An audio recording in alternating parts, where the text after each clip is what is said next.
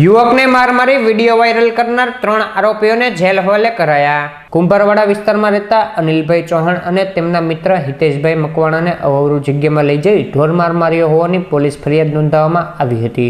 જે ફરિયાદના આધારે હર્ષિલભાઈ, રાજુભાઈ રબારી, દેવર્ષ અને ઓમ સામે પોલીસે 3 આરોપીઓને ઝડપી લઈ કોર્ટમાં હાજર કરતા ન્યાયમૂર્તિએ 3 આરોપીઓને જેલ હવાલે કરવાનો આદેશ કર્યો હતો।